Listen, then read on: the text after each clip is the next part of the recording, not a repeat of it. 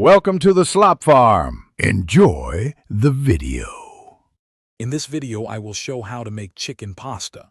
First, ensure you have all your ingredients ready for a smooth cooking process.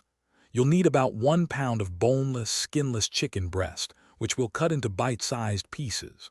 Also, have 12 ounces of your preferred pasta like penne or fettuccine, and your aromatics, such as 2 cloves of garlic and 1/2 of an onion, finely chopped. This preparation saves time later. Next, let's get cooking. Heat 1 tablespoon of olive oil in a large skillet over medium-high heat.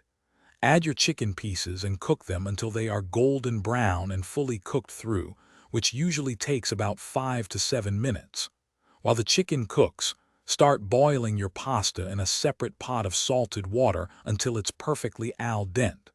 After removing the chicken, sauté the chopped garlic and onion in the same skillet for about 2 minutes until they are fragrant. Now for the delicious sauce that brings it all together.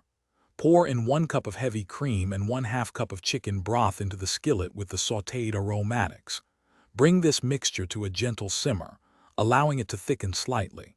Then, stir in 1/4 cup of freshly grated Parmesan cheese until it melts smoothly into the sauce. Finish by seasoning with salt, black pepper, and 1 teaspoon of Italian herbs to taste, ensuring a rich flavor. Finally, it's time to combine everything for a truly satisfying meal.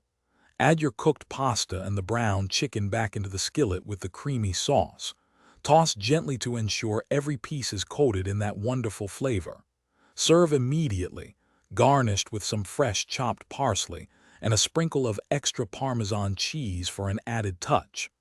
This dish is perfect for a weeknight dinner or a special occasion. Don't forget to check the description below for a link to the Owala water bottle and other great deals.